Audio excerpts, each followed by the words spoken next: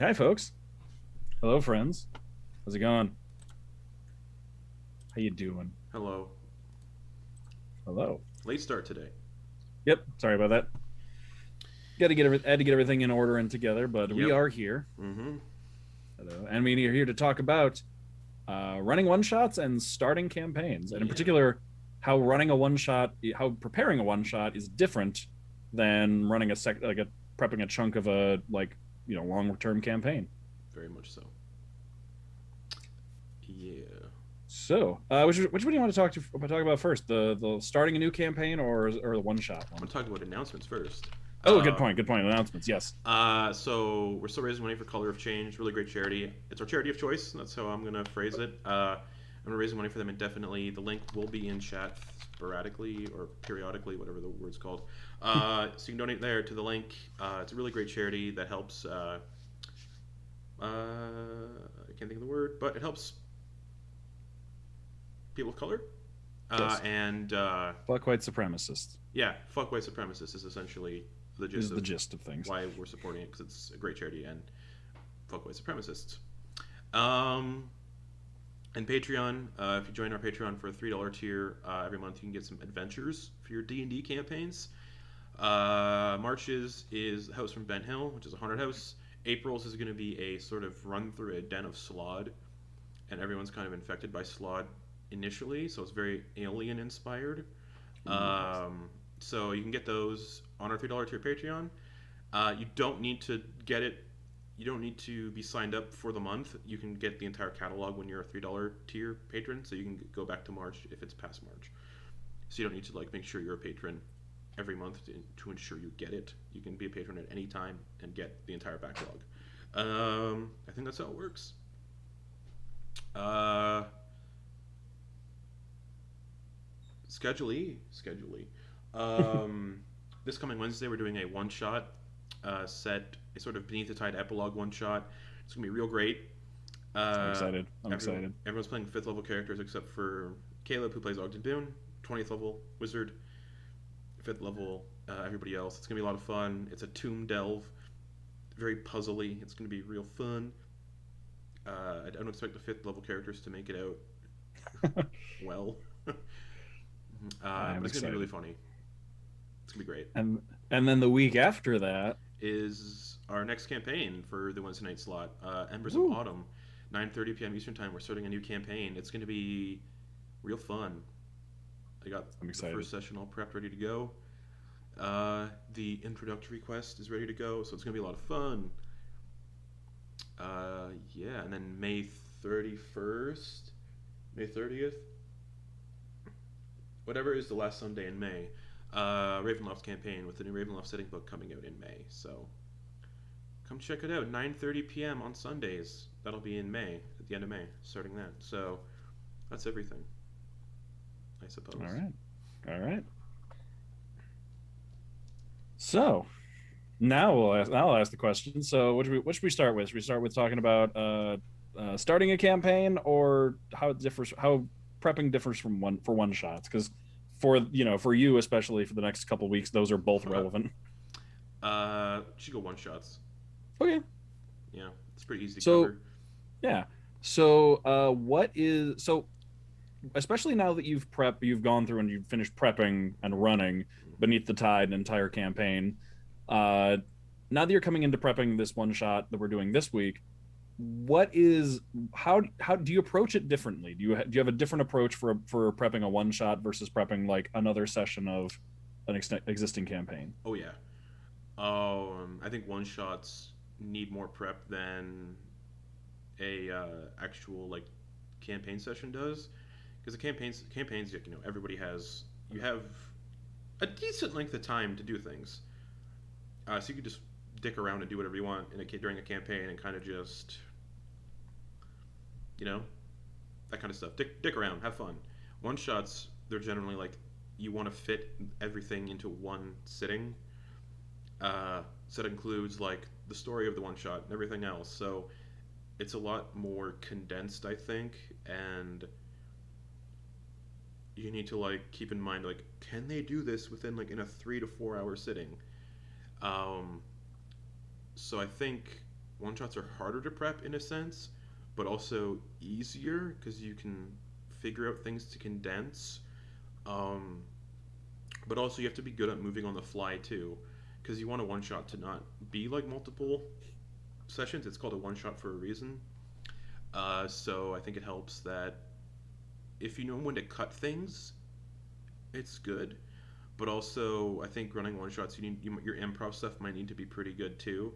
At least that's what I've noticed.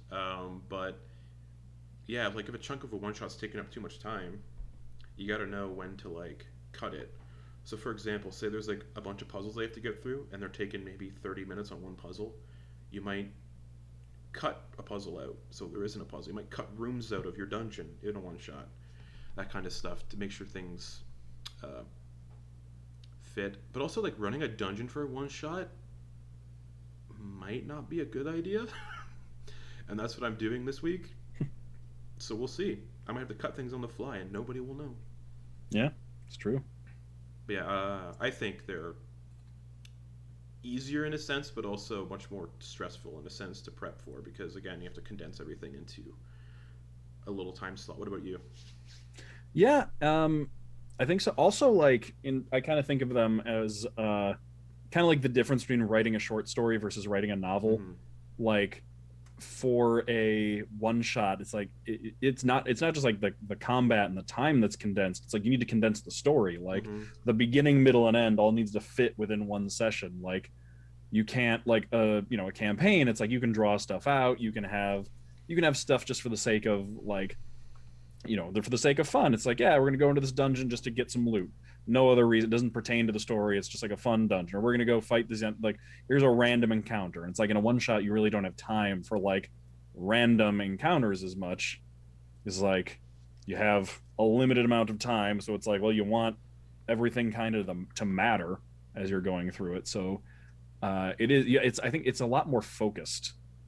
Yeah. Is probably the biggest description I would come up with for that. Is you need to like because if you don't get to the ending of it that you have planned, it's like, well, I guess we'll like try and finish it up next time, and like this Yeah. becomes a short, like almost a short, multiple sessions. But Mm-hmm. yeah, it is. I definitely it is a bit more stressful, but at the same time, it's a little bit more freeing and fun because it's like one, you don't have to worry about killing characters. Oh yeah. It's like they're this is their story. They're here for this one thing, and then it's over. And you can be a little bit. You can try new stuff. You can be a little bit more wacky because it Oh was yeah. just that one time. With a full campaign, you have to kind of worry about the consequences of your actions as a DM. You have to be like, well, oh crap, I gave them a deck of many things that will have ramifications for the next 50 episodes or Oh 50 yeah. sessions. Oh yeah. Not so much. It's a one shot. It's over after this. So it's like it kind of doesn't matter what you do. You're there to have fun and make the experience entertaining. You don't have to worry about the any Mm-hmm. consequences after the fact, and that's a very freeing thing as well. Oh yeah. And it's I feel like they're easier to if you need to improv on the fly. Mm-hmm. Campaigns sort of as well, but like you said, the wackiness leaves it more open for possibilities. Yeah, you don't have to worry about figuring out how that's going to connect to anything. It's Yep. like it happens, it's over. And you can kill characters Yeah, and without you can do that in a really. campaign too, but it's Yeah, it's easier in a one shot. yeah, because then well, at least they're not going to play these characters again. So Yep. bye. Yeah, it does make it interesting from the player end too, because like you've got to make sure that like you don't want to play a character with a long slow burn secret past or Oh anything yeah, no. because it's not going to come up. There's not going to be time for it to come up unless like you work with the DM and it directly pertains to something. Then it makes sense. Like for example, if for the one you're running for us this week, if someone was going to be like secretly the tomb guardian of the tomb, That'd be like cool. yeah, like who's infiltrated the party and sneaking along with us is going to betray us at the end. It's like that's a deep dark secret, but it's like it fit, you work with the DM, you Yeah. fit it into the plot, and it becomes part of the story. But it's like if you just come up with it on your own, it's like you're not going to have time to show this. That's something you do in a in a long-term Or campaign. like reveal to the DM last minute, like, oh, by the way, during the session, I am a Tomb Guardian. It's like, no, you're not. No, Yeah, no, you're not. you Yeah, think you are, but you're not. yep. You needed to work. Yeah, if you wanted that to be true, you needed to work with me ahead of time on that. Yep. So nah. Yeah, yeah. At the same time, it's like there's a type of character that is will work better for a one shot, and I think also those characters sometimes like it can be interesting because not always, because like you generally make any character work for a long term campaign, but there are times when like there's a character that would be better suited for a one shot Yep. than a long term campaign. Yep. Though, I mean, sometimes it can work out. For example, Ogden was True. planned to be a one off character, just a gimmicky one off character. Now, here he is having a one shot dedicated to his long term existence. Yeah.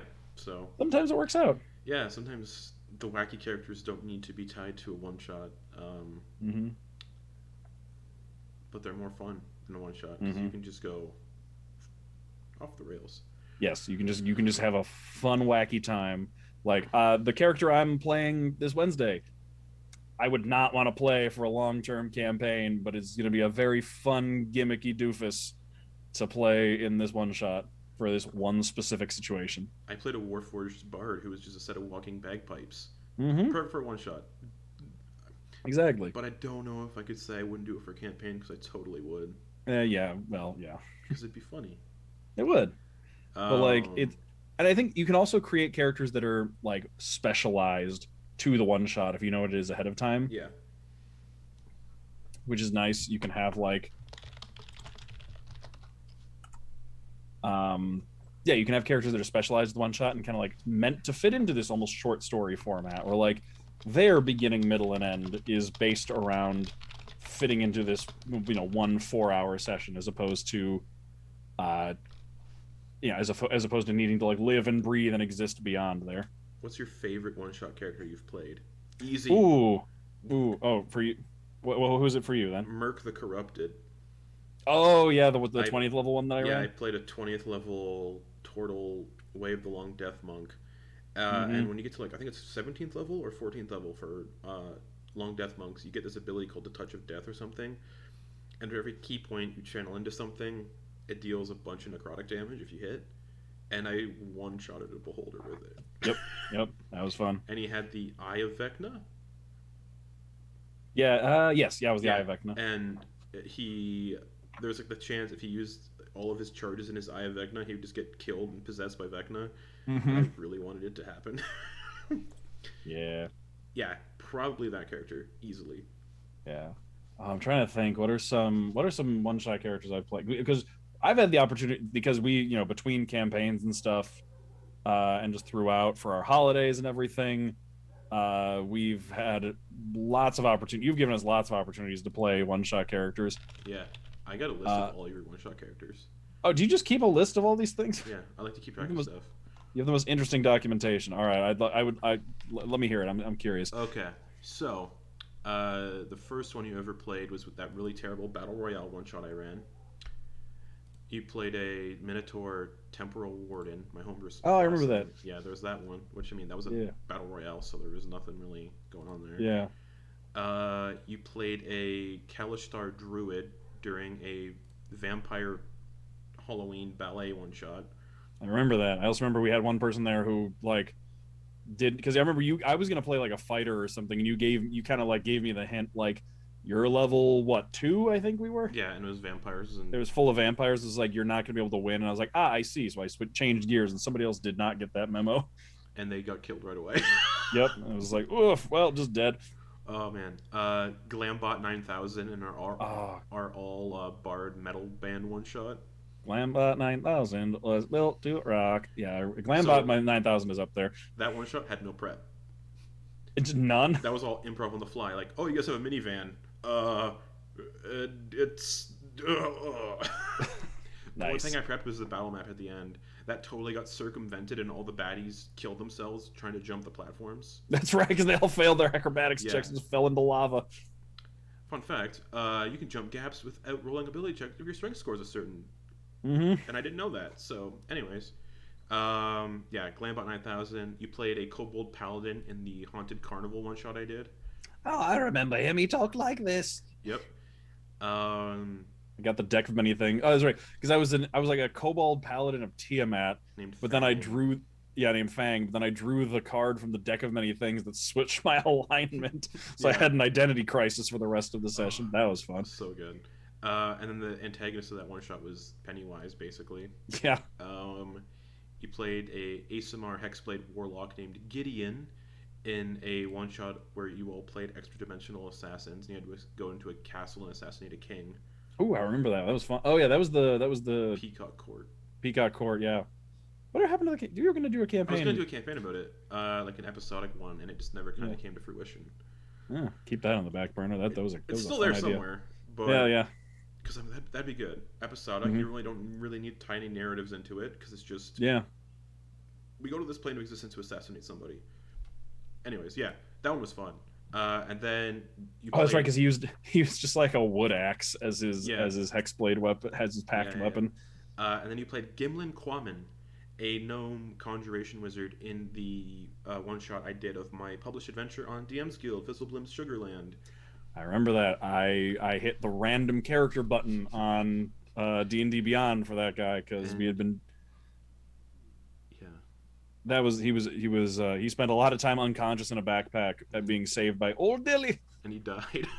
Yep, and he died. Wasn't he a lawyer? May I think he no, was. Wasn't he? I don't, maybe I don't know. Because he died, and then they just carried his corpse around for the rest of the one shot. Yeah, I have to rewatch. I'd have to rewatch the recording. That was our first ever streamed thing too. No, it What? wasn't. Oh, that's No, it right. It wasn't. was. No, it wasn't. Wait, was No, the end of the City Below one shot was our that's last. right. That's right. You played yourself in a Halloween 2019 one shot. What did we do where I played myself? Hotel of Which, Madness, oh, that's right. Yes, I where remember like that. I was the antagonist possessed by like eldritch beings and like brought Yes, yes, everyone yes. And in we the were like, channel to like the hotel to like yeah. And I refused to accept that there was yeah anything supernatural happening. And I was just like, it's an escape room, guys. It's absolutely normal. Nothing paranormal is happening. Justin. And then like something happened, and I like flipped hard on that. And then I just like, you you showed up to do something and be creepy. And I was like, nope, I just punched you in the face. yep that was That fun. was a fun one. That was fun. You played Kane Candy, a gnome Beastmaster Ranger in our 2019 Christmas one shot, Gnome for the Holidays. That was a fun one. That was a fun. Oh yeah, the one you ran a one shot that was the thing, but in Santa's workshop. Yeah, and everybody made everybody's one shot characters, Yeah, we did Secret Santa character generation, which honestly was an amazing way to get which I'm going to do do every characters. Christmas, I think, for our Christmas one shots because it worked Awesome. so well. It was so much fun. I love that. You played Davis Rolson in Dread. Oh yeah, yeah, That yeah. was real He good. was, Dread was yep. great. Another character where I refused to admit that anything supernatural was happening until And I think it was undeniable. were you the first one who? No, you were the second one who died. Spoilers. Uh, was I? Yeah, no, because that's right. Because was it you and Florian died Died together at the last end. at the very end on Because your way out. Rose died. I don't remember how. I think she got Very her heart quick. ripped out. Got her heart ripped out, and then you ran Mhm. away. Got killed by the ceiling as it caved in. Yep. Yep. Uncle Toby. Oh yeah. Oh, Uncle Toby. We still need to finish that one shot. We do. That was And that was a lot of fun.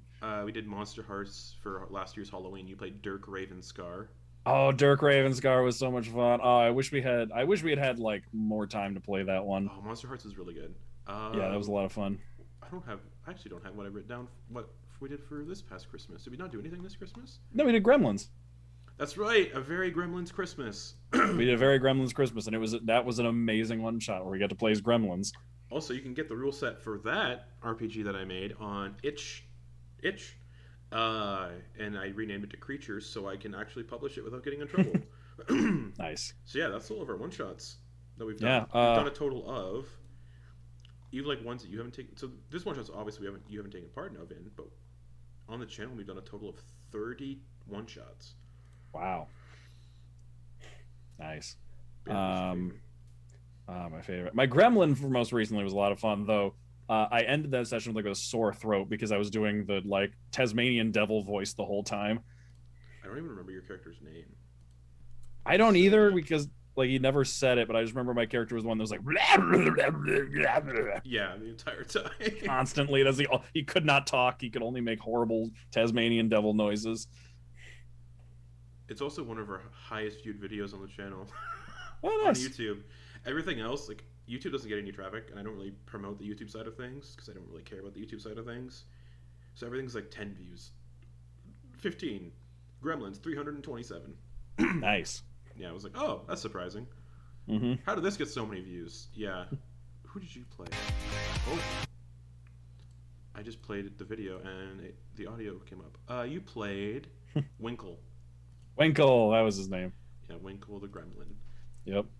Yeah, I think it might be. It was Winkle the Gremlin. Dirk Ravenscar was very close to my heart. Dirk was I great. actually, I actually, it never came up because we never got to the performance. But I wrote. I don't know if I still have them somewhere, but I wrote the lyrics to his band's song "Graveyard Picnic in Hell," Oh, which that's is just awesome.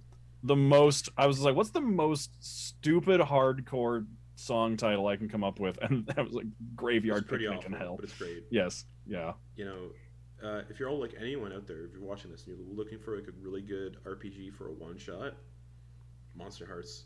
Mm-hmm. And I really want to know how that would work as a campaign, like spin off into like a story. Because oh man, it was so fun. It And was. my character just started because vampire. So the hunger Oh was like yeah. everything started going bad, and Mm-hmm. like I like hypnotized somebody to kill the vampire hunter that was coming after me. Mm-hmm. It was a lot of fun. But yeah, who's your favorite? Is it Winkle? It's between Winkle and Dirk Ravenscar. Honestly, it's between those two, Nice. and it's hard to say because Dirk did not get the that one shot. Did like we didn't get to the house party and everything. I feel like Dirk Ravenscar did not get his full amount of time needed to shine. So I guess for that one, Winkle was a better one shot character because uh, Winkle got to shine just like it was very easy to make him stand out in every scene. It was not hard to like. It wasn't. I didn't have to wait for anything specific. It was just like I had a very clear idea in every scene of what I needed to do to play that character. I had so much fun running that one shot. It's Mm-hmm. also real short too, so if anybody wants to watch it, on our YouTube Yeah, channel. Yeah, that I was a think lot. I It think was a lot of fun. yeah, and I think that is I think that kind of is for me the key to a fun one shot character is you don't need to wait or try too hard to Hmm. have fun with them. Like in every scene you're playing, you Yeah, can just play them at 100% and have a good time. that's how I felt playing. Who did I? Now I want to know who I played. All my one shot characters, but yeah, because I don't get to do that. I don't All get to like do it often. three of them, four of them. All there's actually a decent amount. I played the Great Gablamo, who is a goblin wild magic sorcerer, in a Tomb of Horrors charity one shot we did on the Oh, channel. And he was a magician, the Great Gablamo, and he died like 4 times in Tomb of Horrors. Um I played a Hobgoblin Circle of Dreams druid with 8 wisdom. Not fun. Playing which one a is it? that was the Grimshade Mountain charity stream. Oh, okay, okay. Don't recommend playing a caster who purposely put a shit ability like a shit number in their spellcasting. Don't do Mm-hmm. that. I played Jessup, a Minotaur commoner in the Whatever Happened to Maina Swift Soldiers of the Lich Queen one shot. Oh, that's right, that's right. I I made think you all play he commoners. died. I think he got taken by an intellect devourer Yep, yep, yeah, he did, he because that's did. what I He was wanted the to one. happen. I was like, Yeah. I was like, Sam, you better let me do this, and I kept like forcing him into these situations where he'd die. Mm-hmm. I ended up getting taken over by an intellect devourer and like walked out of the city and He's great. yeah he ended up like making it to Pyre and everything with Manus, yeah, with Mana and everything, yeah. He was real good. Reed, the Warforged Call of Whispers Bard, who was the walking set of bagpipes. Mm-hmm. He was great. Mm-hmm. Grizzle, I played a kobold gunslinger fighter, and the all kobolds one shot we did. Mm-hmm. Isn't that also the same character you played for our non-streamed one shot we did before this game? Yeah, Yeah. it was great. Merc the Corrupted, who I love.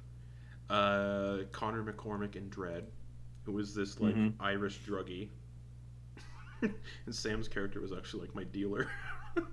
Yep. Yep. Oh man.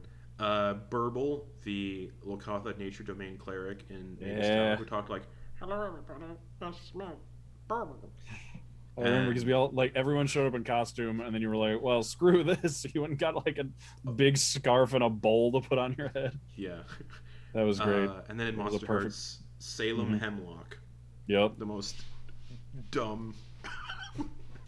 If you ever just want to, honestly, Monster Hearts is great because if you ever just want to play the dumbest, most just like ridiculously like edge lord emo high schoolers that you It's so want great. ever you always wanted to be, I think, that's yeah, it was really good.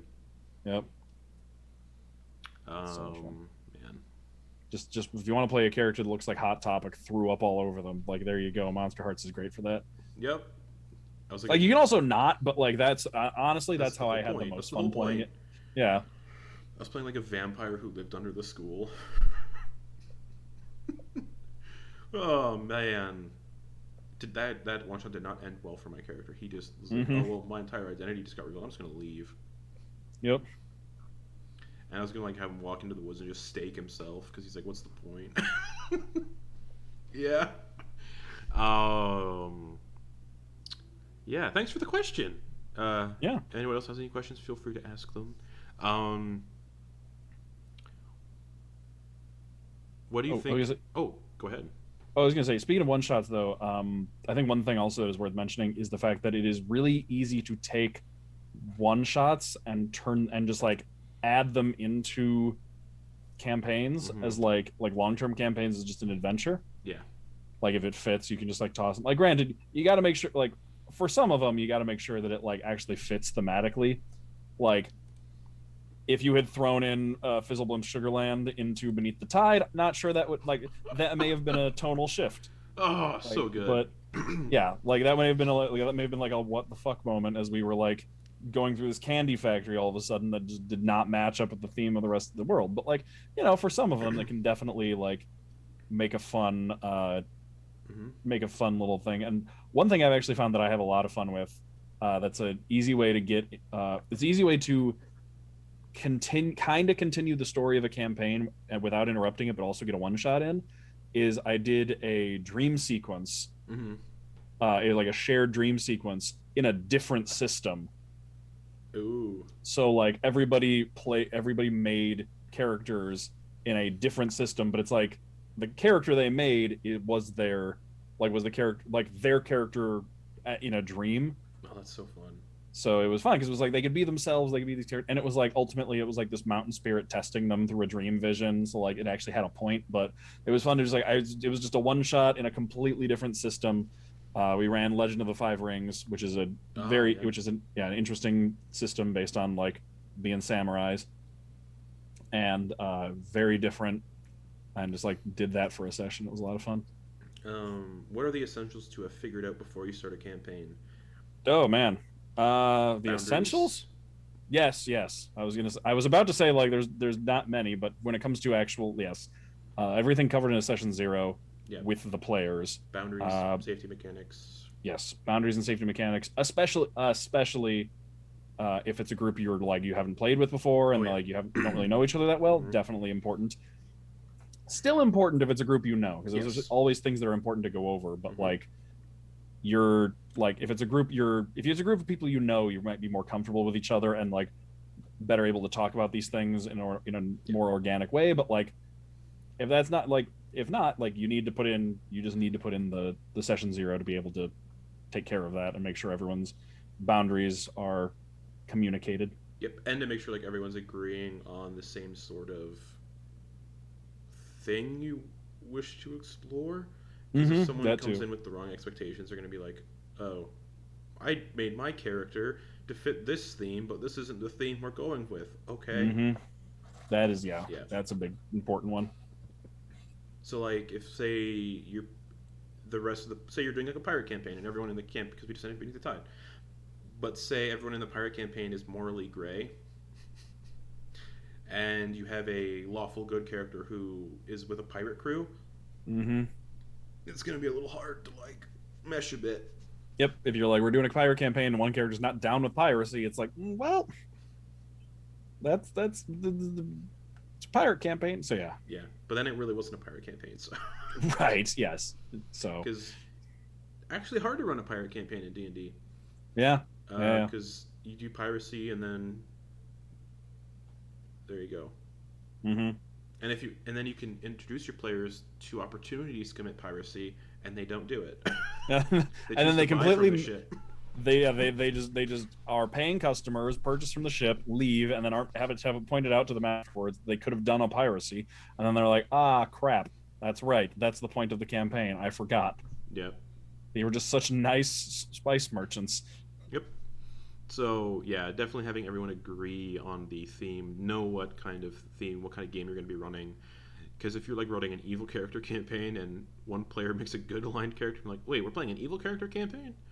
Mm-hmm. Uh, Also, just generally be careful running evil campaigns because those yeah, are tend to be a mess. yeah, they get real off the rails Mm-hmm. quickly.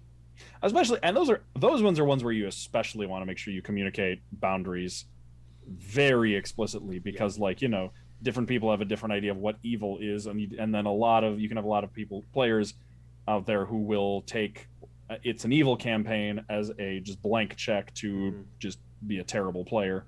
So Nope. yeah, got to be careful with those. Generally, I say avoid doing evil campaigns most of the time because, like, they tend to go poorly and they Yes. tend to be uncomfortable situations. I don't think I've ever run an evil campaign, but I've run evil one shots, like the Peacock Court. Yeah, So maybe if I you would think, ever do like an evil campaign, do it as a one shot first and and see. and even then, that was like you that was one, like, you could run it as morally gray. It was like Yeah. it was a scenario where you don't want to be a good character because you're assassins, but it's Yeah. like that doesn't necessarily mean you are evil. I think when you put like evil as the Mm-hmm. descriptor, it gives people like some very specific ideas, and you get this sense of people kind of running off the rails and like going and all trying to do their own thing, and they can't work together, and it's just a mess. Yeah. Yeah. But yeah, definitely like yeah, boundaries I think are real important. Session zeros Mm-hmm. are really important. I never used to run them until I started the channel, and then I realized, oh man, session zeros are so great. Get everybody on the same page. Get everybody, you know, boundaries are important. You know, safety mechanics are really important. Mm-hmm. If you don't have safety mechanics at your table, do it because it's Yep. real good to have in case anyone does get uncomfortable during play. Mm-hmm. Um, what else? Maybe have an idea of like what you want your campaign to look like too. Yeah, Um, like some idea of a theme is helpful. yeah, like Beneath the Tide, pirates. I kind of wanted to do like a seafaring thing from the beginning, and then I realized this isn't. I don't think D&D is the right system for piracy, so it kind of splintered into just being more exploration based, and Mm-hmm. then it became we're hunting devils now. Yep.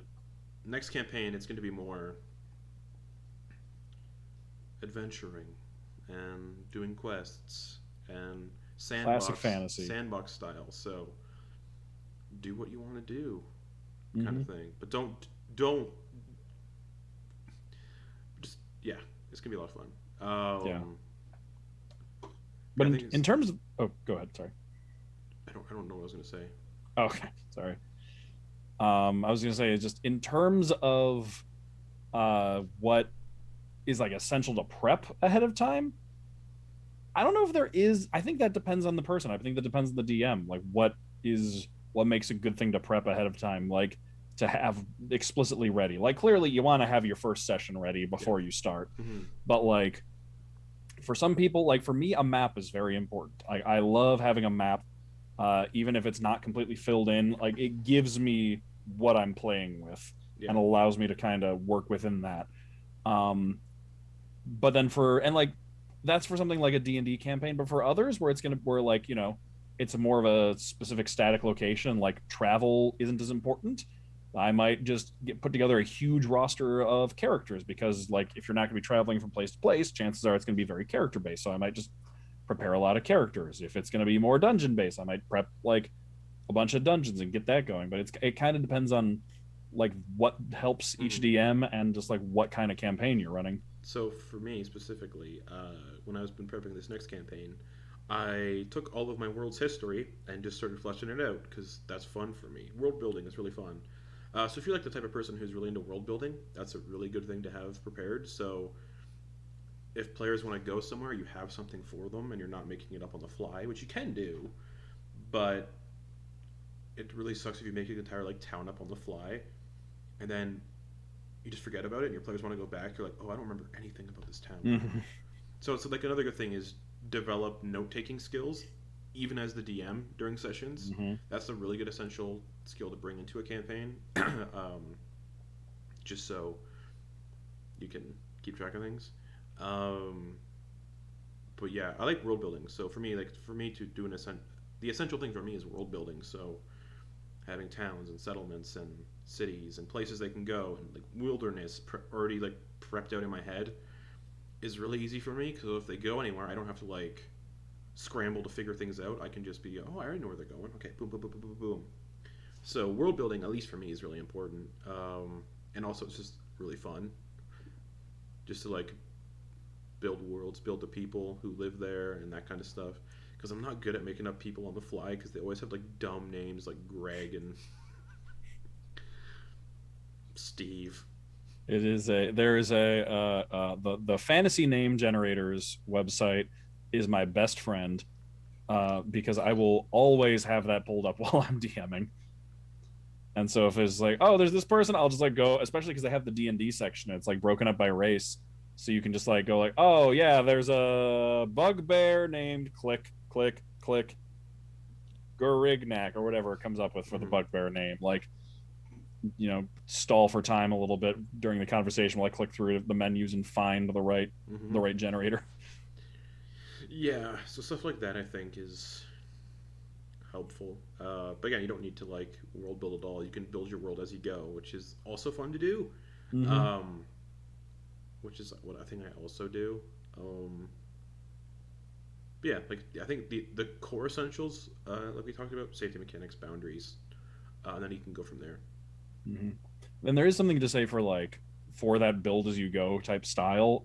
It's I generally for the people like the DMs I talked to lately, it's a little less popular, but it definitely is a popular method of like start off with a village and the area around the village. And like as they and then they do all their adventuring around this village. And as they level up, it's like, well, you then prep a bit more of the world, like out to the next town, Mm-hmm. and like you add to the world there. And it's like as they go, you just like gradually expand the world around them Hmm. and figure it out as you go. And like there is definitely an advantage to that in that you're like building the area and the region as it becomes relevant, so like you can kind of keep it fresh in your mind and have like new ideas as you go. But also like if players ask questions, you don't have answers, so you have to kind of make them up. Yeah, and then you have to make them up, and then you have to like remember what you made up, because then that's gonna be that's boom, that's a thing that Mm-hmm. exists. Yep. So they could be like, "What's the name of the guy who owns the settlement?" Boom, exists. Yep. Yeah, And like, so that's definitely not my cup of tea. yep. And like you can there are ways like you can always do something like what's the name of the guy that runs the settlement. You can come up with something and then like they go and like actually ask after you've had time to think about it, and it's like, what? No, that's not the guy's name. Oh, you asked that guy? No, that guy's an idiot. That guy, he like messing with people. But you can only do that so often. Like you can't do that every No. session. Otherwise, like the players will, start to doubt reality. Like you don't you want there to be a sense of like trust in the information you give them, but like Yeah, every once in a while you can throw in a curveball with and that. that's when you introduce the plot hook that the world they're in never existed in the first place. It's all a shared like dream they're having, You can do that. and then they're like, "Wait, what? Yep. My character doesn't exist." Nope. I did have an idea actually at one point for a meta campaign of like running a series of D&D campaigns, and then in between each campaign running continuations of a modern day D20 modern campaign where they are playing as the people playing their characters, like add an extra layer Oh, in between them yeah. and their characters. and then like have weird stuff start happening, and like have the DM in the middle story be a character, and like have some like weird stuff surrounding him, and Oh like man, mystical stuff, that's and really then cool. yeah, and then like the plan was that like they could then start rolling stuff, like they could start playing the meta game where they could like have their modern characters roll a sleight of hand check to peek at their DM's notes, and then like they then get the meta knowledge and then be able to use it. And I would just like show them my notes or something, and like get them like add that in, and like That's get a really fun. really complicated meta story. But like, oh boy, would that be complicated. It'd be complicated, but oh, man, it'd be so like, man, you'd need like separate notes. Yep, yep. Um, what is your what do you think is like the best location to start a campaign in? Ooh, And excellent obviously question. the Like most in general, yeah, like the most cliched would be tavern yeah. because that's easy just because everyone goes to taverns, everyone's there. Mm-hmm. But like, what do you think would be a actually what would be a really interesting way to start a campaign? Do you think like a setting where they could start? Hmm. It depends. I think so because I know a lot of campaigns you can start like it's really easy if you kind of start with an established group, Yeah. or not an established group, but like they have a reason to be together. Like Beneath the Tide, for example, when we first started, it was like we're all part of the same pirate crew, so it's like we know each other, and we're like we kind of figured out how we got there, but then Mm-hmm. ultimately it was like we're all part of the same pirate crew. That's why we're together. So like I think part of the same organization, part of the same group, Mm-hmm. is a great way to start a campaign. Like generally, especially for beginner DMs, I'm a big advocate for having them work for the same organization, Mm-hmm. because man does that make easy prep, because it's like you just give they have a boss who tells them what to do, and it's Yep. like go travel to this place and do this thing, and it's like you don't need a genuine, you know, like it adds a reason for you to just be able to throw random quests at them, and they just have to take it because it's their job. And then like as you get more comfortable you can go off the rails, but that's one of my favorites for like an easy like beginning players or a beginner DM. I did the tavern. Mm-hmm. My first ever thing I did a tavern, but the town got attacked by undead while they're at the tavern, so the town was getting pillaged and burned by undead, Mm-hmm. and they had to like work together to survive this horde of undead that broke into the bar. But this is also Nice. like when I was first DMing, so they're all first level, and they're fighting ghasts, Oh no. and "Boop." I was like rolling on my behind my screen. And I'm like, oh, they're gonna die. Um, Mm-hmm. cool. But yeah, um, the next campaign we're doing on Wednesdays, I have a really cool kind of starting location at a harvest festival. So like games and food and people just hanging out, and then something happens, and then Mm-hmm. Yeah, that first part where the party like meets each other is a such an interesting magical experience, or awkward experience, yep, depending on how it goes. Like it's one of the two. everyone's Because trying out it new voices. mhm. Well, and like there's this fine balance too of like you know you are going to be a party. Like Mm-hmm. you know you're going to end up traveling together. So like there's kind of this question of how much do I lean into, like how organically should I play this? Like if one of the other players comes up to me and they end up like they act very off-putting, Mm-hmm. should I just be like, "Oh, whatever," and go with it, or should I react genuinely and be like, fuck off, you're what's wrong with you, why are you doing this, goodbye, and then just leave, like, so Mm-hmm. it is this interesting thing, like if it works well it can be this interesting thing where like you're all kind of having this first interaction with each other and it's a lot of fun, but like yeah, if something if and it depends for the D, like what the DM has planned too, because I've definitely played in things before where I had an idea of how to bring everybody together, Mm-hmm. and like everybody just kind of like automatically gravitated together. It's like, yep, we're the adventuring types, so we're the party, and it's like they kind of just like grouped up without my intervention, and I was like, well, I mean, like I have stuff planned, like I had stuff so you could do that organically and not just like Yeah. lumped together at the beginning. But like it depends on the party and what like everybody wants to do. Yeah. It's difficult sometimes too because I don't start doing it until I know what people's characters are going to be. Mm-hmm. So like for this next campaign, it's been a little tricky just because spoilers, I'm used to running games with a lot of like human adjacent characters, elves, dwarves, halflings. So this next one's gonna be really fun because it's kind of making me go like, okay, so let's try to figure this out. One, the Harvest Festival. Everyone on the continent goes there to celebrate the harvest. Mm-hmm. Easy. Boom. Done. But then I'm like, well, I need a reason for them to like get together and stick together. Mm-hmm. Let's do this. Nice. Um, so I think it's gonna work. It just depends. Because yeah, like you said, there could be people that be like, "Meh, you're weird. I don't like you," Mm-hmm. and or like, what if they're not invested in the hook that gets them together?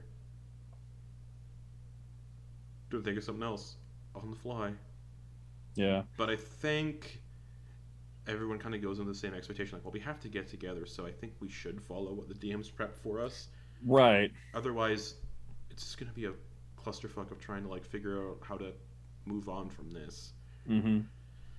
And it is like I think there is like there's an element of trust and like knowing your DM and like knowing what will work because like sometimes like you can have stuff where like if you have a DM where like that they've probably like they've got they know who the character is you're playing, they've probably planned for you. Yeah, if your character is like screw this, I'm gonna go off on my like you're playing a warlock or something, and you're like screw this, I'm gonna go off on my own, and then they're like do and like while the rest of the party's doing something, like maybe their warlock patron then has some stuff like that then like just nudges them back in that direction, but then it like can play into the character and feel organic as opposed to them just being like, yeah, I'm the angsty loner that doesn't talk to anybody. Sure, let me just join up with this group of people for no Yeah, reason.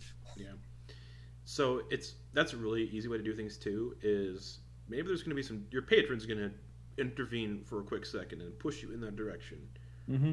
Like that's a really cheap and easy way to do it.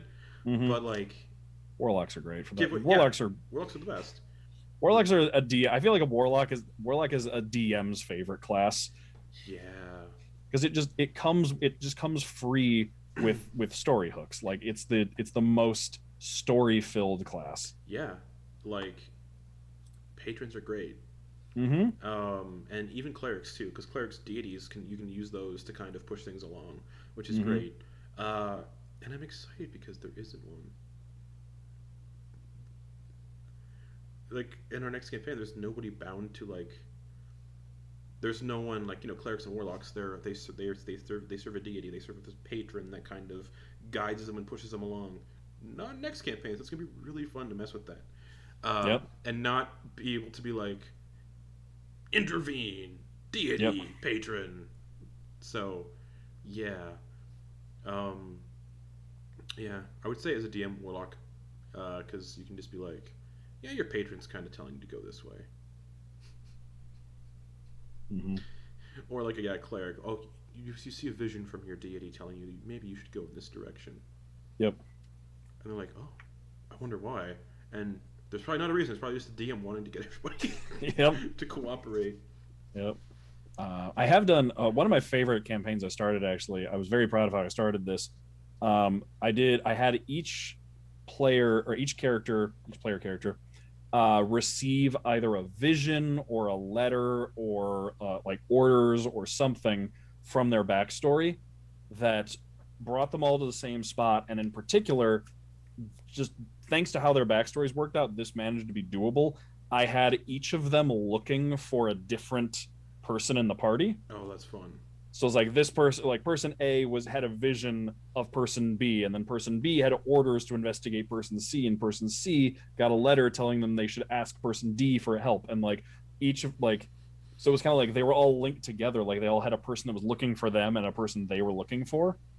So it kind of gave them, and like for some of them, it was a vision where it was just like, yeah, I'm supposed to, like, I saw you in a vision. I have no idea why though, so I'm just gonna stick around you and like because of this. And some people was like, yeah, the organization I work for sent me orders to keep an eye on you because you're apparently shady.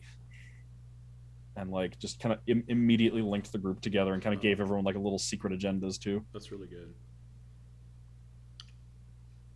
yeah, I when I started out, getting the party together was difficult. Still is, but I think I'm getting the hang of it. Beneath the Tide was Mm-hmm. easy because I had everybody. I said, "Fuck it, everybody knows each other. You're all part of the same Yep. crew." Yeah. Which I mean, which helps, but also hinders a bit too because they're like, "Well, what do we know about each other then?" Mm-hmm. And people might still want to have secrets about their backstory. So it's like, well, nothing. So shut up. And so, Yeah. yeah, I noticed that hindered a bit too with the party because they're like, well, we've been together this long. Why don't we trust each other? Why don't we know each other that well? Mm-hmm. Because I think it was like 6 months that you all had been Yeah. sailing together, and it's like, well, why don't we know anything about each other then? Because like some campaigns, you can go from like the start of the campaign to the end of the campaign in 6 months. Yep. So it's like, well, we've been together this long, and yeah, so that's like it's like a good way to get everybody together, but sometimes it can be like, well, we should trust each other. We should trust each other by this point. Then, yeah. Yeah. And I think personally, I really enjoy the little bit, like the very, very beginning bit before the party has like joined up, where like everyone is still playing an individual. Like there Mm-hmm. isn't a party yet. Everyone's still Yeah. individuals. And then they kind of gradually drift together and clump together, but they still like are separate people. And I really like that part. I really enjoy that section because it allows everyone to set up their character and play as their characters. I know a lot of times when you're playing in a larger party, it's very easy to blend in Mm-hmm. and just be a kind of like one of the heads of the Hydra, basically. Yeah. But like when you're at that part, it's like I'm just me. These other people are out here, and I'm on my own doing stuff, have my own agenda and feelings and thoughts and things like that. So, kind of like then you could have them bump into each other and the characters interact, not as party members yet, and see like how they're genuinely going to interact and set up these dynamics, so that when they get together, there's like they've had the organic meeting Mm-hmm. happen, and then like they can kind of have that precedent set up for how they're going to continue moving forward.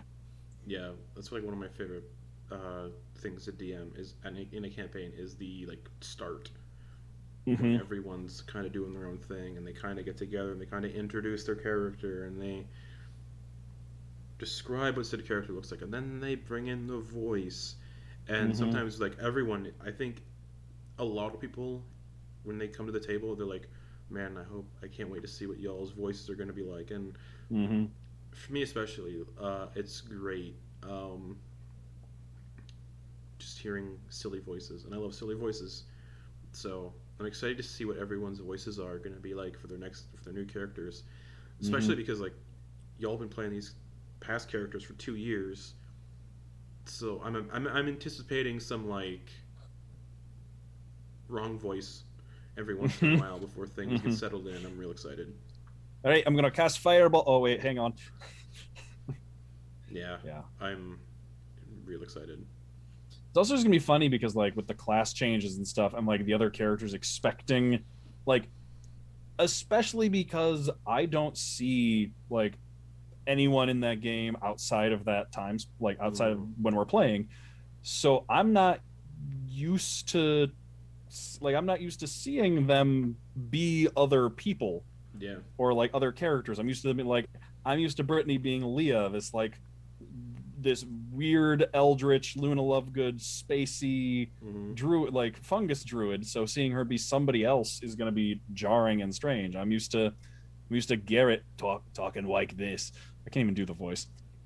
Like a goblin homestar runner, and Yep. like it's gonna be weird to hear him doing another voice. Hearing Kate not do a New Zealand accent. Hearing Caleb not be doing a Jeff Goldblum impression.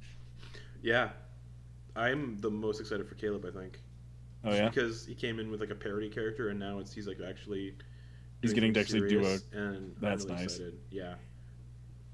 That's great. Yeah, and I'm gonna get to play just one character. I'm not gonna be three people again. Yeah. Oh yeah, because Henry Carnifex. Henry Carnifex Ash, and then I think everybody else just thought it was funny to put us in scenes Oh, it was together and have great. all three of us talking to Yeah, it each was great. other. That's why I did it. I would just sit there. Yeah, I would just sit there having an argument, three-way argument with myself, and I'm like, I've DM'd before, so I can Yeah, do this. yeah. Like, that is an essential DMing skill that I think doesn't get talked about enough. Is the ability to talk to yourself. Oh yeah, I do it all the time.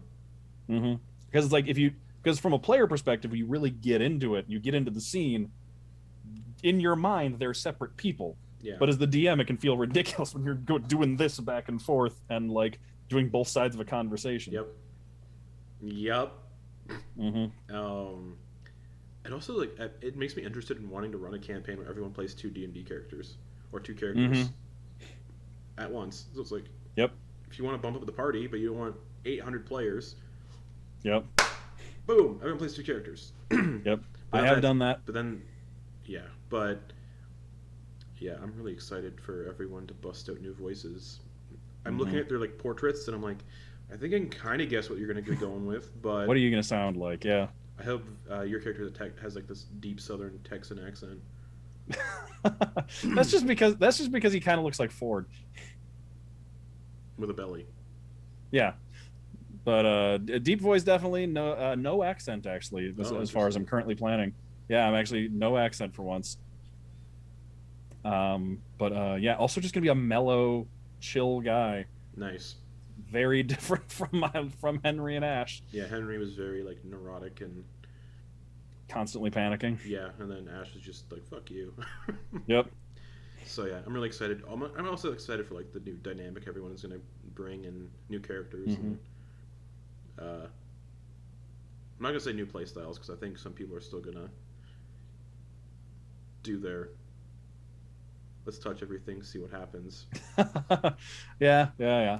But it'll work better because of the class they're playing. Yeah, but I think you also like need someone in the party that's not afraid of everything and wants to like touch everything because then if you don't have someone like that in the party, the it can kind of like grind to a halt Mm-hmm. because everyone's like too afraid to do anything. Yep. And the other person's like, ah, fuck it, boop. I already have identify in my spell book. I'm already going to say that. Very useful. Yes, it is, especially in your campaigns. Especially at low level too. Yeah. Oh yeah. It's a ritual spell too. Yep. It doesn't even need a pearl. Mm-hmm. Yeah, that's true. I need to get one of those. So yeah, I'm really excited. And yeah, I like running cursed stuff. So if people want to mess around and touch stuff, sweet. Mm-hmm. Yeah. And yeah, chat. If anyone in chat has any other questions, feel free to ask them. We're talking about one shots and starting campaigns. I feel like starting campaigns is a harder topic to talk about instead of ending campaigns, because ending campaigns there's like a lot of things to consider. With starting campaigns, it's really I don't know. It kind of depends on. It does depend on what kind of campaign you're running, really. Yeah. And like what to prep and what to have ready versus what to leave ready for improv. Because I know like I can burn myself out on a campaign before it even starts if I try prepping too much. Yep. And like put too much work in ahead of time, and then like I get there, and then the players do something completely different, and I'm just like, well, all of that goes in the trash. Yeah, that's one of the things I learned relatively quickly is over prep can kind of suck, but also sometimes over prep is good. Yeah. It depends on what you over prep is really the thing. I think mine is my over prep used to be like I prep like 8 sessions in advance, and then I was just like, oh, I'm burnt out. But now it's just I prep the session with bullet notes. If they're going to be going somewhere, I try to make like location notes of like with descriptions. And I kind of shied away from making maps all the time because that's a time sink. And yeah, how can you determine when you're over prepping? When you start to hate doing it.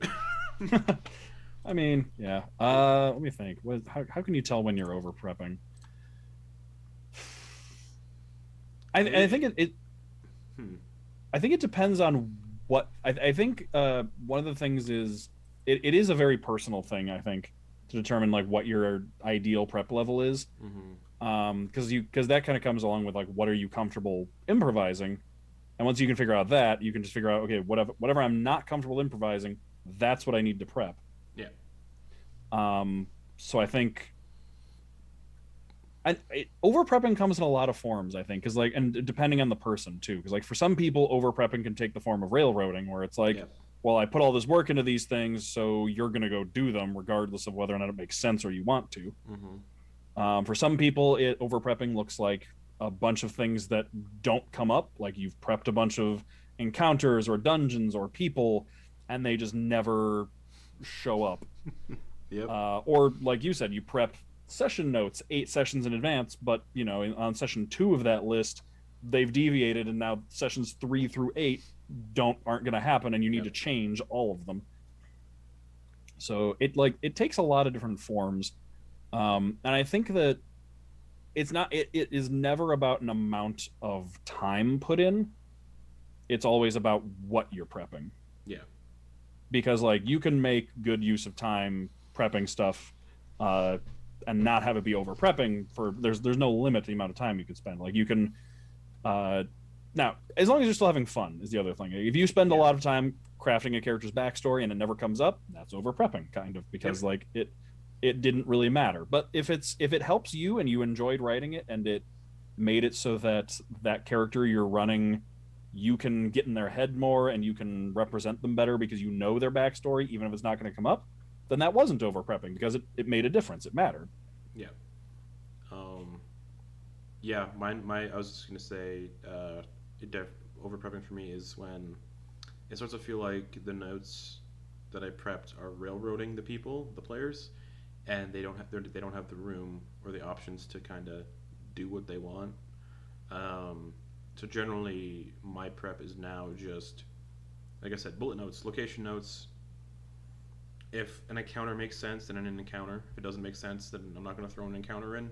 Um, yeah, and also like there's people who say like if you prep more than one page, that's over prepping, which I don't really agree with because I have like Yeah. for our first session of our next campaign, I have 23 pages, Wow.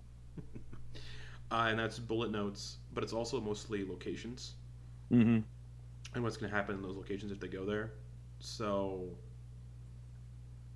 yeah, I think I think the page count thing uh, can be a little wrong in terms of over prepping because I mean you could have like yeah it's like yeah I think it's over prepping. I don't think 23 pages of notes for like a location is over prepping because I mean it's per room and that's about it.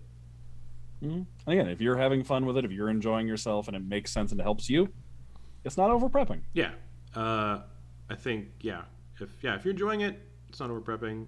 If you're starting to like get burnt out or you're noticing a lot of your stuff's getting thrown out because it's just not getting to because of just stuff, then it might be over prepping. Mm-hmm. Um, but I'd just say as long as like you're having fun, then yeah, Mm-hmm.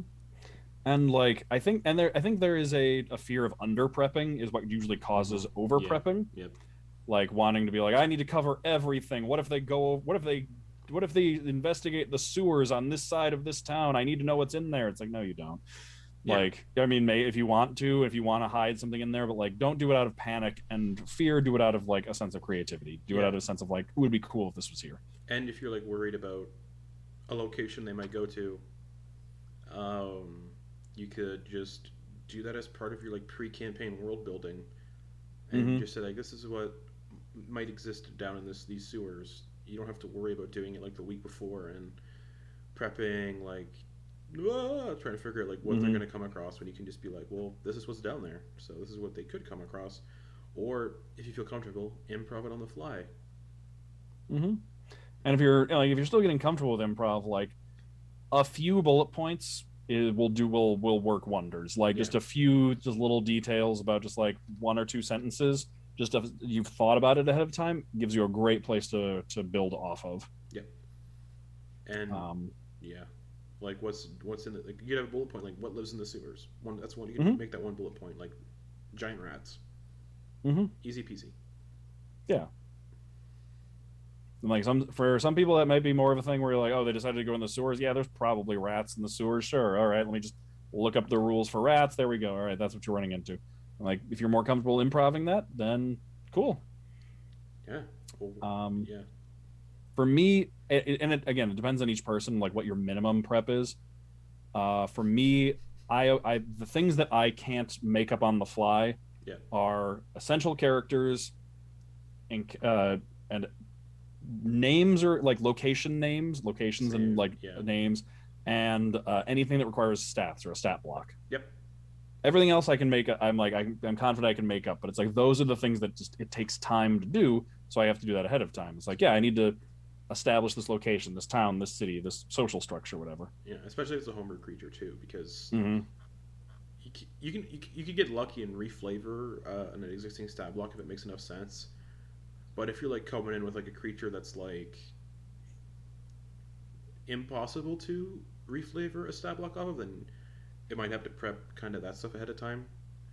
Uh, yeah. I also found a really good thing to do for prepping is if you're making encounters, do little test encounters. There's a thing I've started doing is I'll like take all the characters and I'll just play them all by myself Mm-hmm. and like see how they'd handle against that encounter. And if the encounter is like real bad and everyone dies, I might tweak it a bit. But then I try to think, well, I don't play these characters regularly, so they might do it a little bit differently. So maybe I'll tweak it a little bit. So that's a really good thing to do for your prep too. Is fake encounters. Mm-hmm. Um, And if you're curious about like if you're you want to balance based on CR and stuff, Cobalt Fight Club is an excellent website. yes, it is. Is so great, especially because it has a random button. Mm-hmm. It's just like I want a medium encounter for this level characters, random, and it'll just spit out an encounter for you that fits that. Now, And whether or not CR is a great system that's totally balanced, but like at lower levels, it can it can at least get you in the right ballpark. yeah, and if you're also like looking to a good way to do encounters, the D&D Beyond Encounter Builder will Mm-hmm. tell you if an encounter is trivial, easy, medium, or deadly.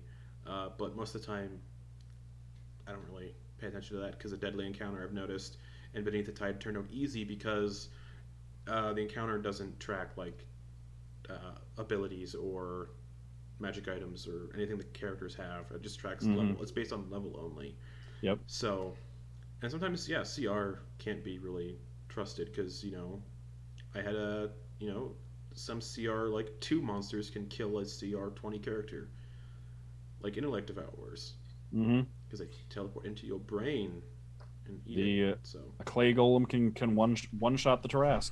yeah, so it's I don't put a lot of faith into CR, but if you want to put faith into CR, it's more helpful at lower levels than it is at higher levels. Mm-hmm. Very much more so. Yeah. Yeah. Because So yeah. D&D has a problem with challenging high level Yep. monsters. Yup. It's like it become like at post level like what 12, 13, would you say? It gets a little difficult. Yeah. Yeah, it's the monsters are chumps at that point. It's like I'm gonna give them a different counter. I'm gonna put a Baylor and a Garistro together on top of a tower, and Mm-hmm. it went well. So Mm-hmm. so yeah, yeah. Like Sam said, Yeah. over prepping depends on the person. Mm-hmm.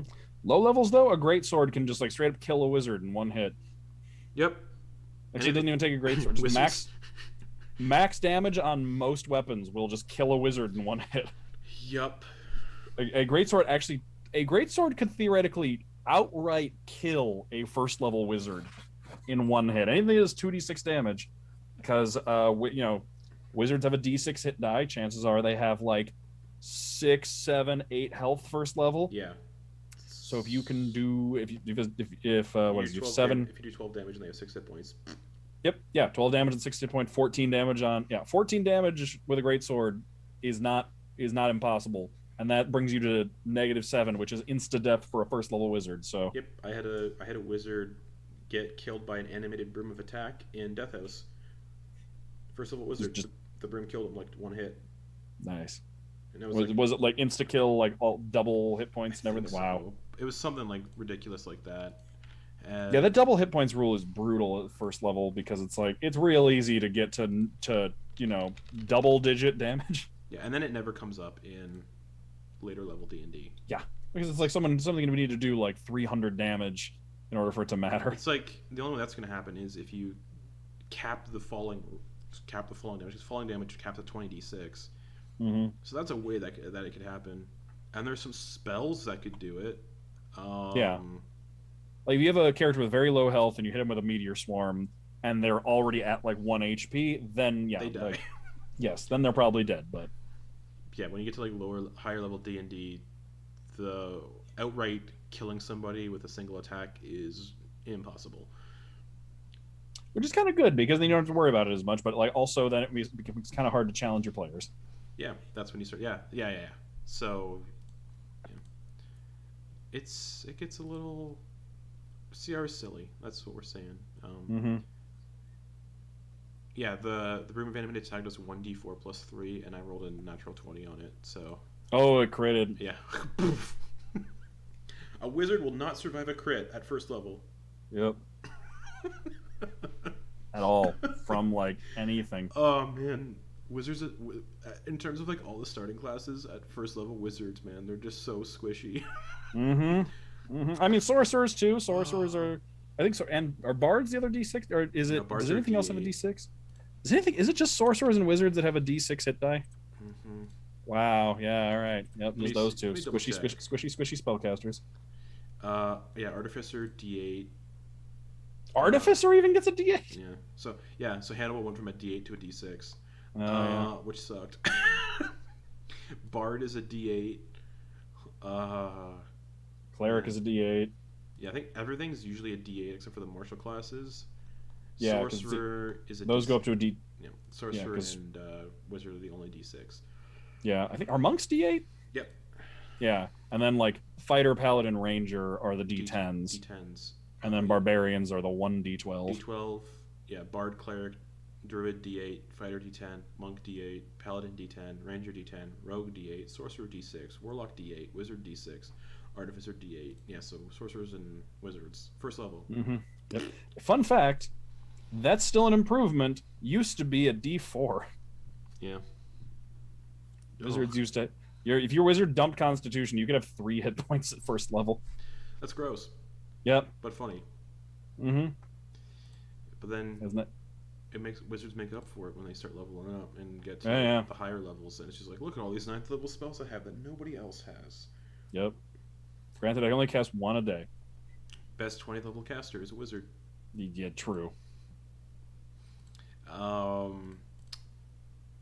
Clerics get nothing. Clerics suck at high level. I mean, they get divine intervention, but yeah, like they get good stuff, but it's like their 8th and 9th level spell support is just terrible. Up to that point, they're great. Like realistically, the DM could do anything when you use divine intervention. Like I would rule you could use divine intervention to bring somebody back to life, as per the rules of true resurrection. Because but you have like you have to roll percentile dice, and you have to get your level or lower. So of course, when you hit 20th level, it automatically happens. But when you get to the 20th level, campaigns kind of fizzle out because how do you run a 20th level campaign? Yep. So I have much more fun prepping. So to get back on topic, I have much more fun prepping campaigns at the start than I do near the end. Because at the start, you can kind of just like be more intricate and advanced with stuff. Like you could give them puzzles that they can't solve with magic. When you get to higher levels, it's like, oh, how do you unlock this door? Oh, knock spell, or disintegrate, or you know, dimension door, or there's the stakes are so much higher at low levels, and I love that. Like the low levels and there's so much more attainable or like accessible stakes. Like there are things that like we as normal people can understand and appreciate. Like when it gets super fantastical, like that's really fun, but it starts getting so far outside our realm of understanding. Whereas like if you're a low level character, it's like, all right, we just traipsed through the woods for 3 hours in the rain. We're soaking wet and freezing cold. We just got into a cave. We're trying to start a fire, and then we turn around and see the silhouette of 3 wolves, and it's like, all right, we got to fight for our lives here, and it's like you can imagine that, you can picture Yeah, that. Like and the problem is you're soaking wet and freezing cold, and the wolves are want to rip your throat out. you don't have tiny hut. Yeah, and it's like we got to just deal with this. We got to figure this out. We got to play, you know, like survival novel. Because that's like another thing that I really like about low level is like the reliance on high level magic is gone. So if your party wants to have a long rest in the wilderness and they don't have tiny hut or magnificent mansion, they have to like take watches and make sure their camp doesn't get set up on by wolves, bandits, bears. And bandits are great. I love running bandits for like low level parties because like it's just classic. It's fun. They're here to steal your shit. And it's really fun if you're playing a bunch of. It's especially fun to run like bandits, especially if the party doesn't have good like passive perception or anything. The bandits actually get away with their shit, and they wake up and they go, "Hey, wait, what?" So yeah, like definitely in terms of like running campaigns and starting campaigns, I think I have much more fun starting them because low level parties can't just magically snap their fingers and solve a problem,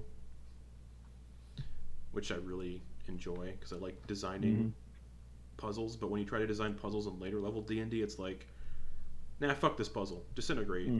Yep. Dimension door, fly. Like if you design a chasm in later level D&D, they can just. Yep. But what's really fun to do with a chasm is anti-magic field in the chasm, so they can't. Then you have to reason why there's a chasm with an anti-magic field in it too. To suppress a creature that's slumbering below it. There you go. Easy. Done. So yeah, stuff like that's really fun to throw at like low level parties because they can't do anything about it. It's nice to, and like it's nice because like if you really lean into it in low levels, then like you kind of squeeze all the fun out of that you can. Then like when they get spells like Tiny Hut and Magnificent Mansion and Fly and all those good things, it's like, okay, we've done the puzzles, we've done the wilderness exploring. It's like you can like the players can be like, we went through the stuff, we've been through all of these wolf-filled like nights of having bandits steal our stuff and getting soaked in the rain or nearly washed away by a flood or all this stupid stuff that happens, and like now we have magic and now we can like we've made it, we're okay, we can do it. Yep. And then as a DM you're like, okay, yeah, I put them through enough already, like I can now, I'll let them enjoy. And it's like both sides are kind of like are satisfied with where things are at. But what if the party doesn't have a magic user? Yeah, then they just got to deal with everything for all of their levels. Yeah, and yeah, once you like get to higher levels in terms of prep, like you don't need to prep them hunting meals or anything because, say, for example, if they have Magnificent Mansion, that conjures food inside the mansion, so they never have to worry about food again. They never have to worry about renting an inn again. They never have to like worry about all of these little trivial things that you would have to worry about in this kind of setting. Like, oh, I'm just a adventurer trying to get by. I got to make sure I have enough gold to get a room at the inn at the end of the night and a hot bath. But hey, our wizard friend knows Magnificent Mansion. He can make us baths and hot food. And honestly, Magnificent Mansion is is probably the spell I'm most excited for getting. Just because gunning for it for Hannah. Yeah, because like just the ability to just go bap, and then there's like a door somewhere and you open it and just this huge opulent mansion with servants and food, and you're just like, oh, you want anything, just come on in, hot tubs are around the corner, and like you can just like that makes you feel like a big fancy wizard. That makes you, that's like spells like that. Yeah, that gets people's attention. That's like that makes you feel, that's the kind of thing where like kings and queens and emperors and empresses take note, because like, well, they can't like, they've got a fancy mansion, but they can't just pop it into existence wherever they want. And they had to pay people to build it. Yeah, you can just go like, boop, and then there we go. All right, I'm just gonna go into my awesome house and then shut the door and no one can get in. Yeah, it's great. I love Magnificent Mansion. Best spell. Can you cast a demi-plane inside a Magnificent Mansion? No, maybe. Like, can you cast Magnificent Mansion, walk inside, go to a wall, and then cast a demi-plane in? I mean, you probably could. It'd be really funny. Yeah. Or the opposite, like cast a demi-plane and then put a Magnificent Mansion in it. I don't know. Because does a Magnificent Mansion count as an extra dimensional space? It does. Well, maybe. It's its own dimension. Dwelling. Yeah. Yeah. Who knows? Because the demi-plane isn't an extra dimensional space. It is its own plane, is the thing. It's an extra, you conjure an extra dimensional dwelling. Yep. So yeah, I don't know. And it's like really, if one of your like party takes that spell, it's really fun to like let them flex on it too. Like let them like describe what their interior of their mansion looks like. Let them just like go for it for like Mm-hmm. 10 minutes or so describing it, because then they'll be like, cool. Yeah, and like they can like customize rooms for all their party Yeah, members and stuff. Like have their own laboratory. The only problem is like anything you have inside of it when the 24 hours yep, ends just falls out. yep. And I wish. anything conjured inside of it can't be taken out because it dissipates like Yeah. it yeah, dissipates into smoke when removed. So you could like, yeah, you could have a laboratory making potions and shit, and then you take them out of the mansion. And they're like, poof. Well, you could bring the ingredients in, use the equipment to make the potion, then pour it Right, into a real bottle, and then yeah. that would all stay. But if you put it like if you use ingredients conjured by the mansion, and you brought it Mm-hmm. outside, you'd have to like chug it in the mansion, and then Yep. Yeah, like equipment, supplies, things like that. Like as long as you bring in real containers to bring it out with, then and like real materials, yeah, it'd work. yeah, and that's why like Magnificent Mansion is such a fun spell. But yeah, once again, like it's a spell you're not gonna have to worry about in low level prep, because it's like it's a seventh level Seventh spell. level spell, I think. Yeah. So that's like a high. That's like uh, that's like the end tier stuff. So Mm-hmm. you're not gonna have to worry about Magnificent Mansion until probably towards the end of a campaign, possibly. Yeah. Uh, Will like that low be 13th levels, level? I think. yeah, 13th is when you get seventh level. So when, yeah, so yeah, I think low level prep is for me personally is where it's at, because like you can look through the monster manual and go like I can use any monster basically at this point and not have to worry about them steamrolling it. I have to worry about me steamrolling them, but Yeah. I can manage that. So and like you and low level you can do all the cliche tropey fantasy encounters like bandits, wolves, giant Mm-hmm. spiders. Um, I mean, you can throw those at like high level parties because it's also fun for them to like steamroll Yep. a group of bandits come up to a party of high level characters and go like, hey, we're gonna steal your shit. Okay, You're just like, disintegrate, just, these unfortunate idiots. Yeah. disintegrate a bandit, and they're gonna be like, uh. You work for me now. All right. Bow down, worship. So yeah, it's yeah. Yep. So like, it's fun throwing low level encounters at high level parties because it's fun to just to walk through things. Mm-hmm. Um, and Low level. yeah, The stress and panic of low level parties is so much fun, especially as a player for me. oh yeah, totally. Like the just like you know how like in video games where there'll be like something where you'll get something where like you figure out how to like stick an enemy behind a door or Mm-hmm. like Mm-hmm. jump up onto like a high area that you shouldn't be able to get to and use it to like attack from a distance and like Yep. chip away at a boss battle or something. It's like the D&D equivalent of those all live in low levels and I love them where it's like you figure out some stupid way to succeed and like you need to figure out like every advantage you can cling to Mm-hmm. in or like all right we're gonna just set the building on fire screw it Yep. like we just need we're panicking and we got to come up with an idea like I remember I was playing a campaign once. I think we were like level 5 or something, which is still kind of like level 5 is the cutoff. That's where you start tier 2 Yep. adventuring.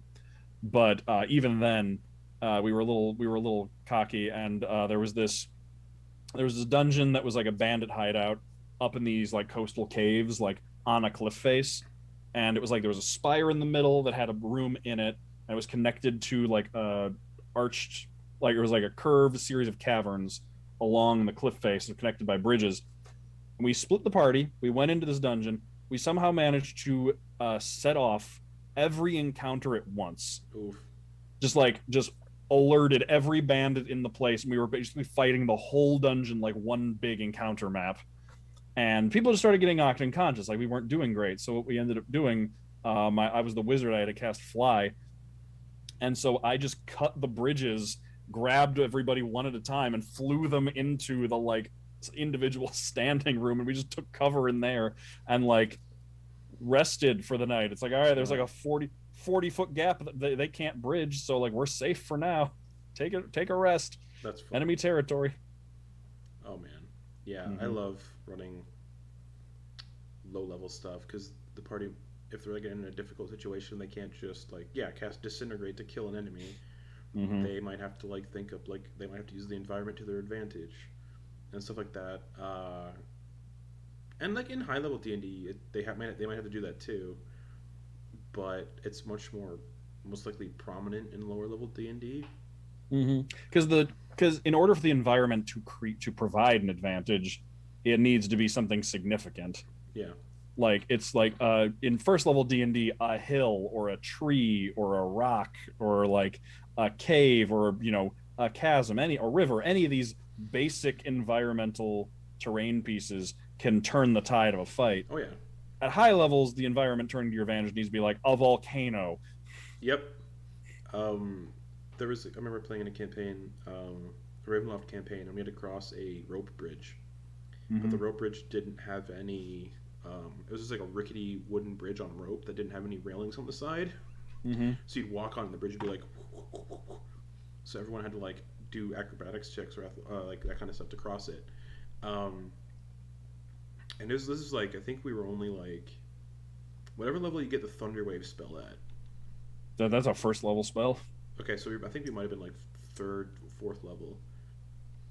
I think third actually, because I just made my kobold bard, the glamour bard. So I would display this like little kobold bard with his bagpipes, and we were crossing the bridge. We got to the halfway point, and because the way the bridge is set up, we can only be single file.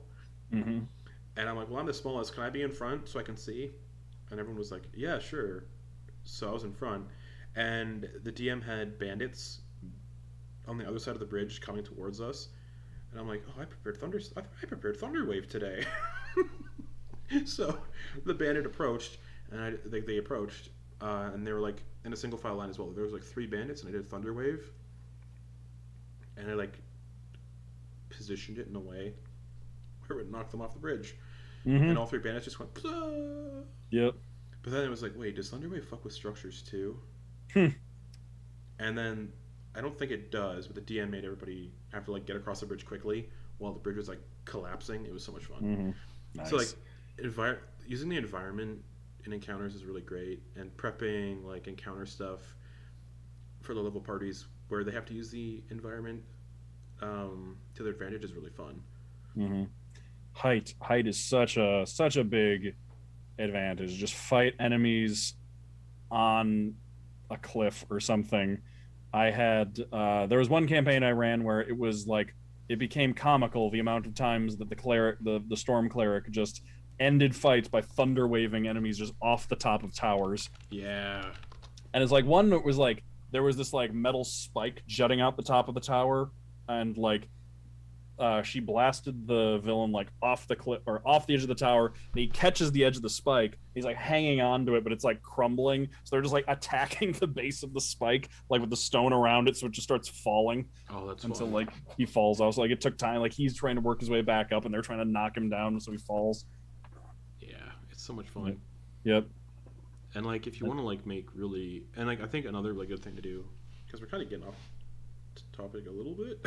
Yeah. Yeah. It's But still like early. We're talking about early campaign. That yeah, counts. but like a really fun thing to do for like um, if you're like prepping encounters early campaign too. Not all the party might be able to go toe to toe with the enemies and like slap them around. Like if you're playing a first level Mm-hmm. wizard, you're probably gonna want to stay in the back and do stuff. Yep.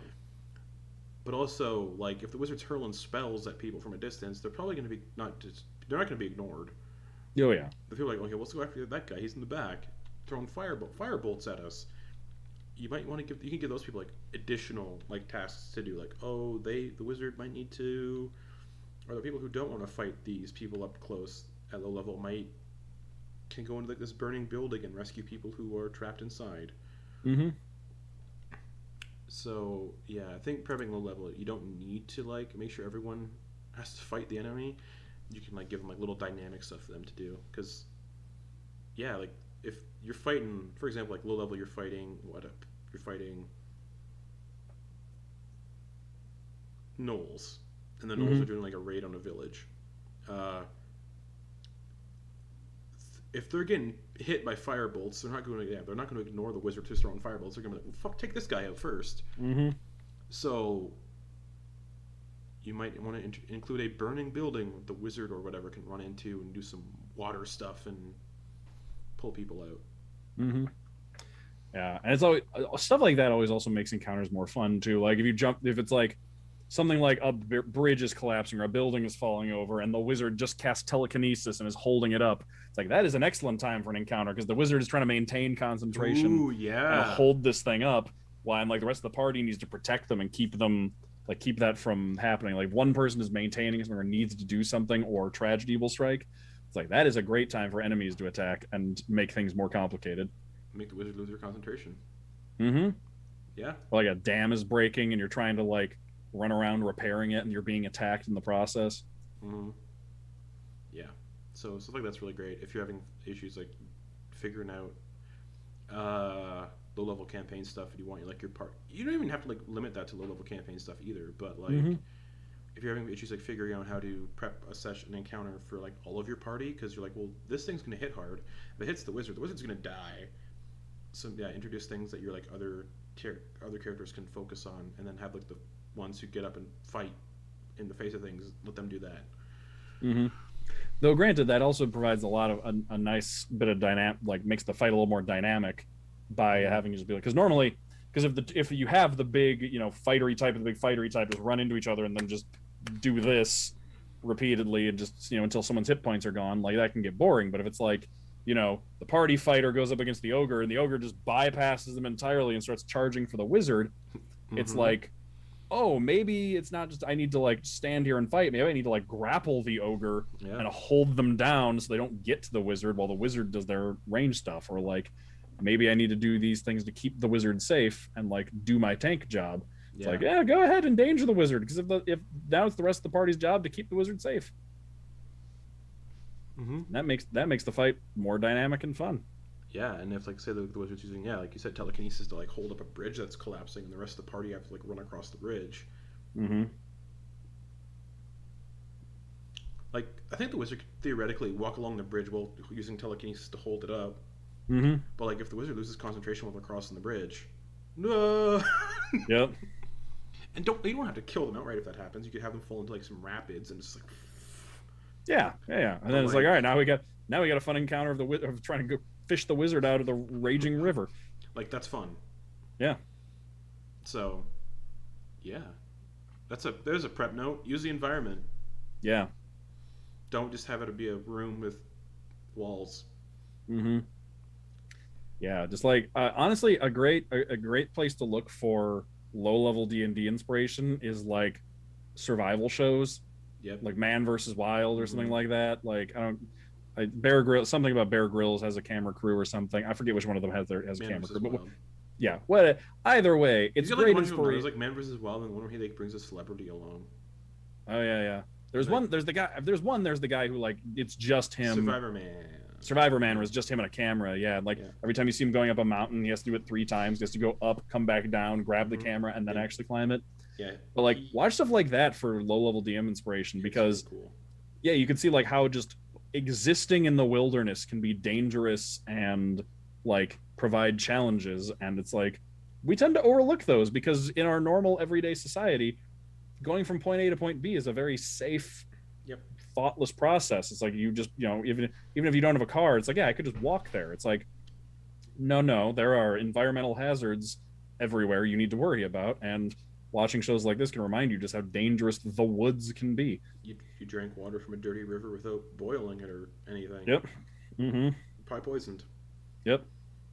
So like that kind of stuff, that's fun. Pull out the diseases table. Is there a diseases table? I think so.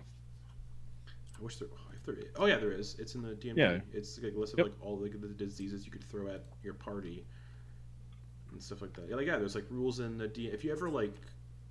A lot of people say that DMG is a useless book. So I've heard people say it's like one of the books you don't need, but I think you do. It's really helpful to like peruse through it, and it's got like rules for traps and stuff. Yeah. Traps, diseases, poisons, all magic items, all sorts of great stuff is in there. Yeah, like sewer plague. Mm-hmm. Which, yeah. Fun fact: in my home game that I'm running. I thought about adding it. This was like 2 years ago before I started it. Like it was like mid to early 2019 when I was planning this, Um, part of what I was thinking about putting into it was a like, oh, there's a plague ravaging the land, and Mm-hmm. like you got to watch out for it, and like it's just a thing that's happening. It's just a thing that's happening in society. And then late 2019, early 2020 happened, COVID. and I was like, maybe that doesn't need to be in there. Maybe that'll just add extra stress that we don't need right now in our Yeah, game. So let's just throw that out. man. Yeah, survival mechanics can be a lot of fun. Mm-hmm. And just weather. Weather can be wind, rain, Tornadoes. tornadoes, Yeah. hurricanes, windstorms, lightning, thunder, wildfires. All of these things can be very dangerous and provide interesting encounters. One of my favorite encounters I did for a low level party was a tornado, and Nice. they had purchased a wagon, and I just rolled on a weather table to see weather would be affecting them during their travel across some plains. And oh, I got a tornado. Oh, they just purchased these beasts of burden and this cart. Oh, So that's the rough. tornado came upon them, and um, they unhooked the horses because they saw it coming. And Mm-hmm. I was like, okay, you guys, so they're gonna unhook the horses, and I was having them roll sleight of hand checks to see if they could do it quick enough because the Mm-hmm. tornado was bearing down on them. They took all of the horses. They found a hill. They kind of got on the other side of the hill, took the cart and flipped the cart over top of them. And they were all like holding the cart down on top of themselves and the horses. And I'm like, would that help? So I just had them all roll like strength checks with advantage to see if they could like keep it held down. And I Mm-hmm. did like a group strength check, and everyone succeeded. But one of the horses, because I had the horses roll too, and like one of the horses was starting to get like pulled out from underneath, and everyone had to like work together to like save this horse from getting pulled up into a tornado and just chucked. That's awesome. Tornadoes are real fun. Yeah, like Yeah. weather is real great because it changes Mm-hmm. how the characters will like adapt and do things. And at high levels, that kind of stuff can be really fun too, because like if the party is powerful enough that they can circumvent that with magical means, then that just feels cool as hell. Like you're in a town or a village or something, and a tornado starts coming, everyone starts running and scrambling. The wizard just goes to the end of town and is just like, Control no, weather. yeah, control weather, or like, let's see, is there anything else that could stop a tornado? I think just Is there a control. cyc? I think Isn't just there a cyclone spell? yes. I think I would rule that if you upcast Cyclone at a high enough level and just sent two tornadoes like opposing tornadoes at each other, like like God's Beyblades. Oh, Uh, there is not a cyclone spell. I could have, There's I thought there was whirlwind. Whirlwind. That's what I'm thinking of. Yeah. Yeah, if you cast Whirlwind at upcast Whirlwind enough and sent it at a tornado, I would say like you could have like like a giant windy Beyblade battle in the sky and just like battle it out and trying to just like defeat the tornado Yeah. and just like knock it back. And it's like that's the kind of thing that will get a village to look at you like a deity. Is like you just like stood up to a tornado and just went, no, stop. Yeah. And like if there's like a torrential downpour where things are like flooding, you could just do control weather to get it to stop raining, and people would Mm-hmm. be like, Yeah, "What? control weather is really one of the most underrated Yeah. spells. You just be like, no, Oh, we're in a or desert. yes, We're in a desert. We're gonna get killed by heat exhaustion." rain. Yeah. Yep. And like that's the kind of stuff like that can get communities to be like, holy shit. Yeah, but there's also downfalls to like rain too, because in D&D there's rules for like rain where it Mm-hmm. obscures vision and perception checks, and yeah, Mm-hmm. I love. Or is like control water even like if it's starting to flood, you could just push it back. Yep. Like yeah, there's some stuff where it's like keep throwing the weather at them because if it gets to the point where they can circumvent it with magic, that's just cool as hell. Yeah. So They can like just be like, we're basically gods. so one of my like favorite things to do for low level parties is Mm-hmm. weather and environment stuff. Yep. But I cannot think of anything else.